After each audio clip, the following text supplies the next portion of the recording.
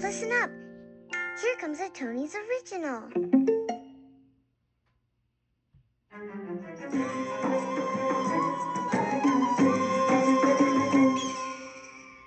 Hello! It is me, Horus, the young, falcon-headed god of Egypt. I am a part of the family of Ra, the great sun god. We gods have debated all of humanity's many burning questions, like who created the universe, and where does the sun go at night? The ancient Egyptians passed down our legends from generation to generation. They believed in us and feared our wrath. Would you like to take a voyage through Egyptian mythology with me? Together, we'll listen to some wonderful legends. Well then, follow me. We fly. Look down. See that gigantic river running through the desert below? That is the Nile. It is vital to the Egyptian way of life. Without it, the Egyptians could not grow food to eat. The Nile also allows papyrus to grow.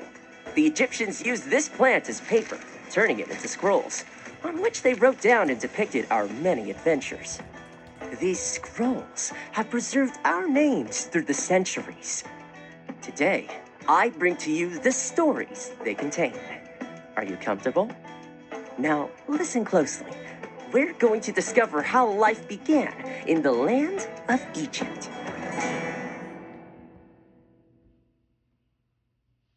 Chapter 1. The Creation of the World.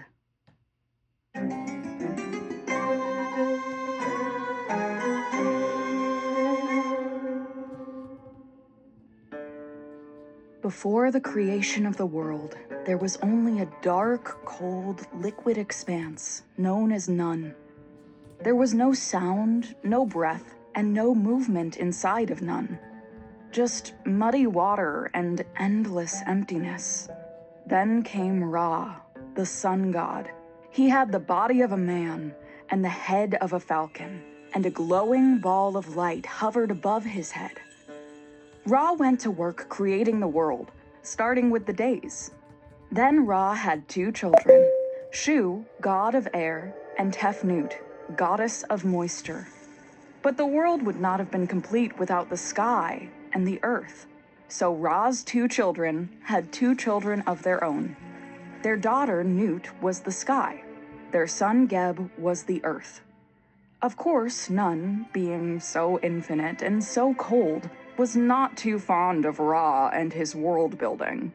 How dare the sun god fancy himself the ruler of the universe? Nun believed it was the most powerful force in existence, and grew furious with Ra. Nun let loose a gigantic serpent named Apophis, and ordered the snake to destroy the world that Ra had built. Ra could not stop Apophis, but he did succeed in pushing back Nun to make room for the world.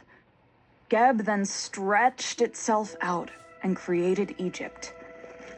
Meanwhile, the sky and the earth became one. Ra was not pleased. He needed the sky so he could sail his ship through it to mark the hours of the day. He commanded the god of air to glide between the sky and the earth to separate them. Reluctantly, Nut moved herself away from Geb, but the 2 were so in love they couldn't stand to live apart. Geb did all he could to rejoin Nut. He thrust his shoulders, moved his hips, and lifted his head, but all his efforts were in vain. Miserably, he remained pinned to the ground.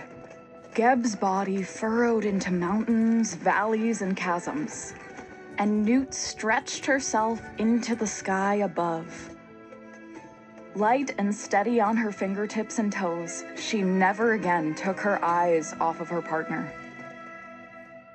Now, earth, sky, air, and moisture were reunited. In order to complete his work, Ra then created stones, plants, and living beings, and he allowed other gods to appear. Aboard his solar ship, Ra could now sail from morning to night, from one end of the sky to the other. At night, he rested and regained his strength. Newt took advantage of this darkness to come down and embrace the earth. United once again for a few hours, earth and sky loved each other secretly. One day, Newt had to confess to her grandfather the secret she shared with Geb. They were expecting 5 children. Fearing he would have to give up his daily rounds above the earth, Ra burst into a frenzied rage. With eyes ablaze, he gave an absurd order. Newt, because you dared disobey me, I forbid you to have a family. You will not bring these children into the world as long as I sail each day aboard my ship. Distraught, Newt went to the other gods for help, but none of them wanted to disobey the laws of the creator of the universe. Only Thoth, god of wisdom with his vast wealth of knowledge, a human body and a bird's head with a crescent moon above it, sought a solution. My dear Newt, if I understand correctly, Ra forbids you from bringing your children into the world during one of his voyages. Wait for me here. I may have an idea. In those days, the year established by Ra lasted 360 days, nearly the same number of days our years have today. Therefore, the sun god had to travel 360 times to illuminate the earth. The only way to help Newt was to create new days, days that would not belong to Ra. So, Thoth went to his friend Aya, the moon, and proposed a game of dice. Aya, you who mark the days, months, and years with your white light, I have need of your time. Care to roll the dice for it? My pleasure, dear Thoth. I am quite bored here in the heavens. It is a deal.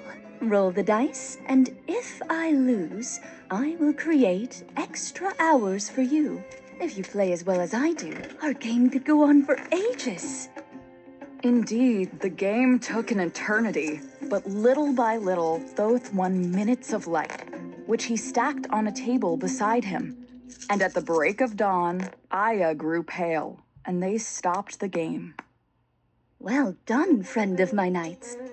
You prevailed, and I owe you several days.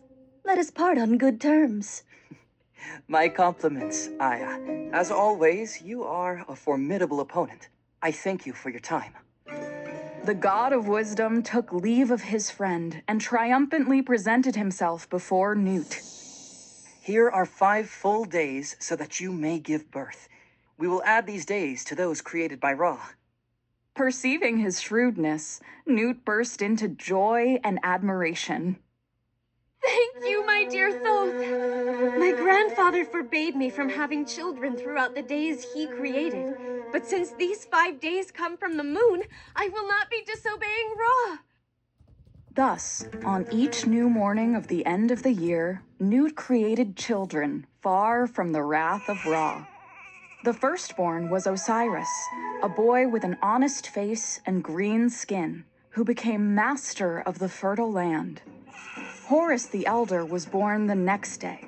Then came Set, master of the desert. Newt understood immediately that this third boy, who had the head of a dog with long squared ears and red hair, would be the fiercest of her children.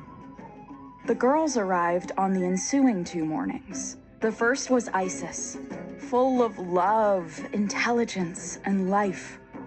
Her sister Nephthys came on the 5th and final day, beautiful, light, and soft as a feather. When the laughter and babbling of Newt's children reached Ra's ears, he knew that these new gods would one day unleash chaos on his world. But he accepted them into his family.